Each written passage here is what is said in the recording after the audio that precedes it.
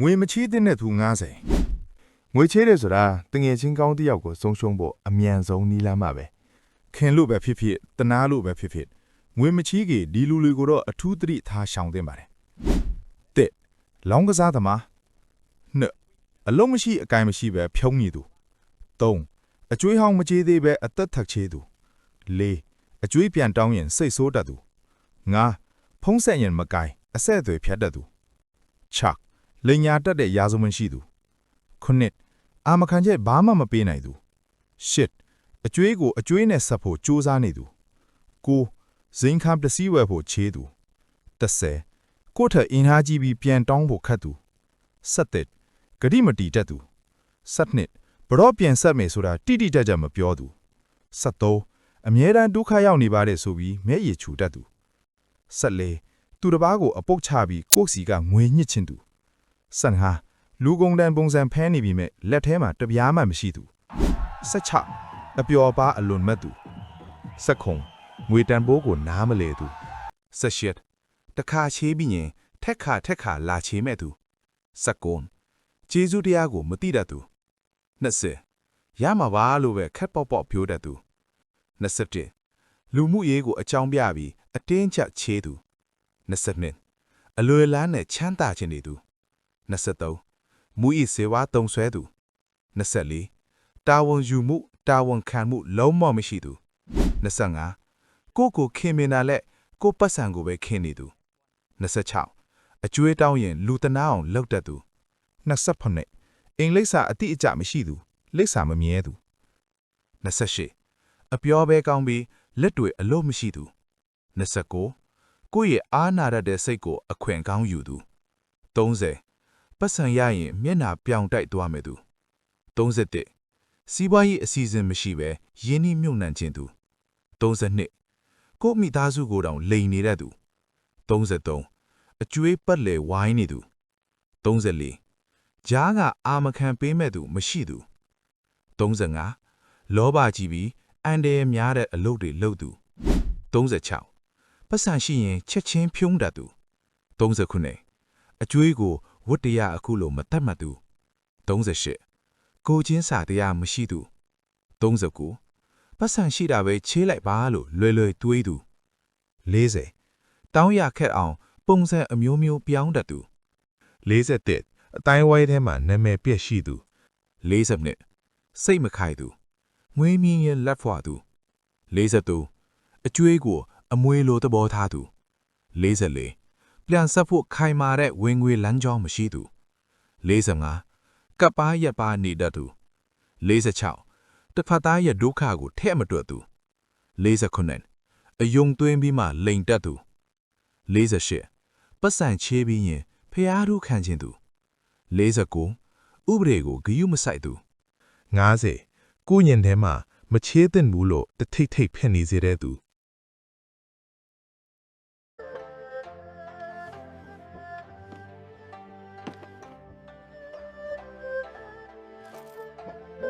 တစ်ဘာဝဲဇီးစုပါတခါဝဲတခါတတ်တာပါများရင်ကြီးမားတဲ့ဆူဆောင်းမှုဖြစ်လာပါတယ်နှစ်ပထမဆုံးအလုပ်တိုင်းတသက်လုံးအခြေချဖို့မဟုတ်ဘူးမတိုးတက်ရင်အလုပ်တွေပြောင်းပါသုံးရီမိုင်းချက်ရှိပြီးအလုပ်တအားလုပ်သူတွေနဲ့ပေါင်းပါ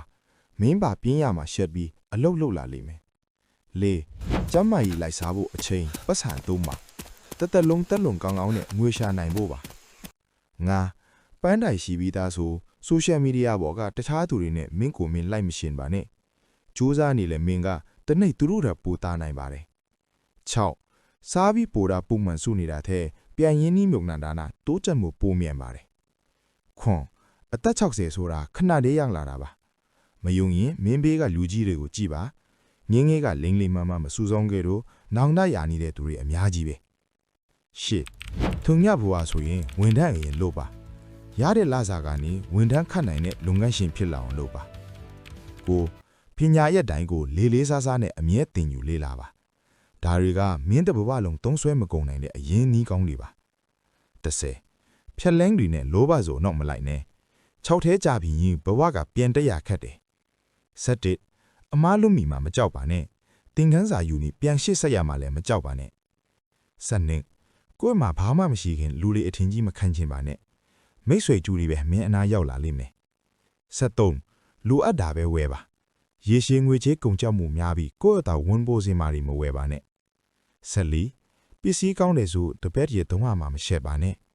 15ဘယ်ချိန်မှဖြစ်ဖြစ်3လစာအရေးပေါ်စရိတ်အမြဲချန်ထားတာကတသက်လုံးအကျွေးကိန်းစေပါနဲ့16မင်းဘလောက်ဝင်ပြီးဘယ်နေရာတွေမှာသုံးနေရဆိုတာအမြဲတတိရှိပါ19ဘလောက်ဝယ်ချင်း24နာရီစောင့်ပြီးအဲ့ချိန်ထိတကယ်ဝယ်ချင်းသေးတယ်လိုအပ်တယ်ဆိုမှဝယ်ပါ18ရေတိုးစိတ်ပျော်ရွှင်မှုထက်ရေရှည်စိတ်ဖီစီမှုမဖြစ်မဲ့အရာတွေကိုဦးစားပေးရွေးချယ်ပါ19ချက်ပြုတ်တဲ့အောက်တင်ပါချက်ပြုတ်စားပါတသက်လုံးအထွတ်ကုန်ချတတ်တာပါတယ်20 brand ဆိုတာထက်ပစ္စည်းကောင်းပြီးဈေးသက်သာတာကိုသုံးတတ်တဲ့အချင်းလုပ်ပါ21ပေါင်းတင်ဆက်ဆံရေးကောင်းတာကအခွင့်အလမ်းကောင်းတွေရရှိမဲ့လမ်းကြောင်းတစ်ခုပါ22ရင်းနှီးလွှမ်းညင်ပတ်စံမချီးပါနဲ့ပေးနိုင်ရင်အပြတ်ပေးပါ23ငွေကြေးကိုဘဝအတွက်အသုံးချပါငွေကြေးကမင်းဘဝကိုအသုံးချသွားတာမျိုးအကိမခံပါနဲ့24ချက်ချင်းချမ်းသာသွားတာရုပ်ရှင်ထဲမှာပဲရှိပါတယ်ဒါကြောင့်ချမ်းသာခြင်းရဲ့စိုက်ရှိရှိကြိုးစားဖို့လိုပါတယ်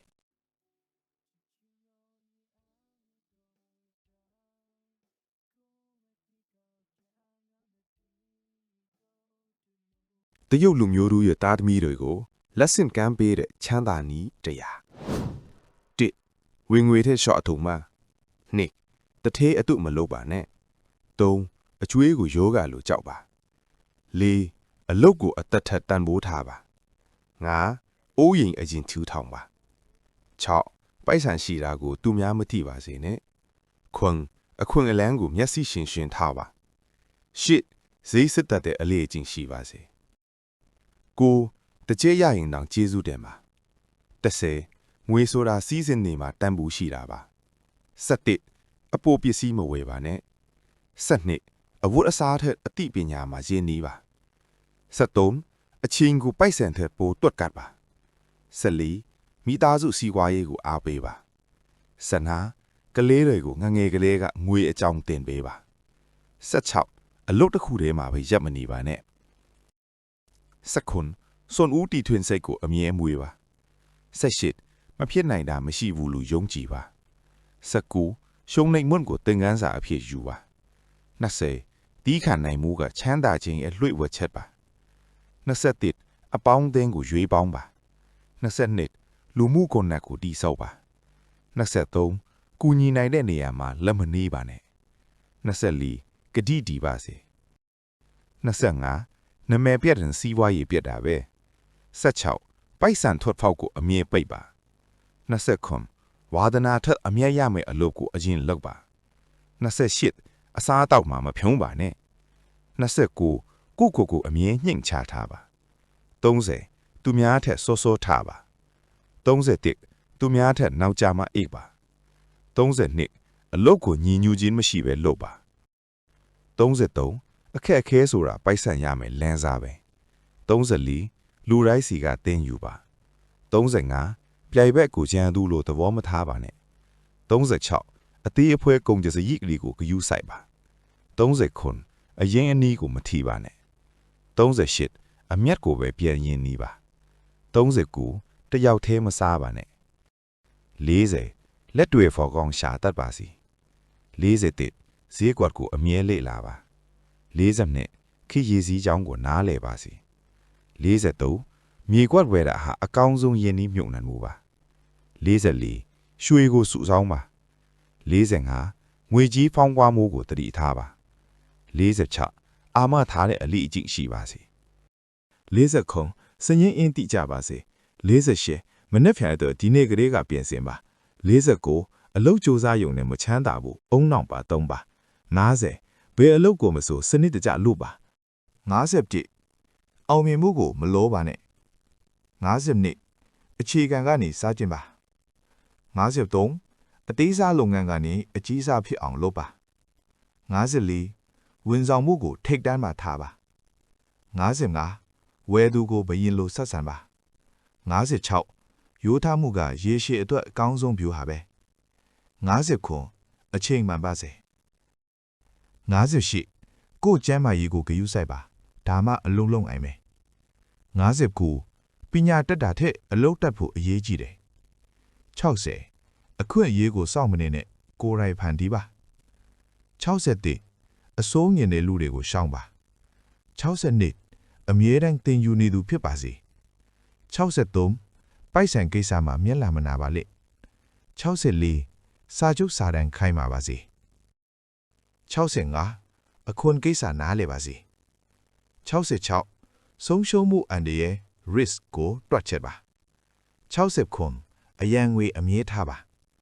68အိမ်တော်ဖက်နဲ့တိုင်ပင်ပါ69ကလေးတွေကိုအလုပ်ခိုင်းပါ90အမွေးပေးတာထက်ပညာပေးတာကပိုမြတ်တယ်91အတုံးဝဆောင်တွေကိုတန်ဖိုးထားပါ92အလားဟာတမဖြစ်ပါစေနဲ့93ပြဿနာကိုဖြေရှင်းရင်ပိုက်ဆံရမယ်94ကိုယုံကြည်မှုရှိပါ95အတူယူပါဒါပေမဲ့မတူပါပါနဲ့96ကိုအားကိုပါ99အလူအတန်းလုပ်ပါ98ပိုက်ဆံရှိရင်ပိုပြီးညှိန့်ချပါ99 global mindset ထားပါ80ဒေတာန္တရဘဟုတုတရှာပါ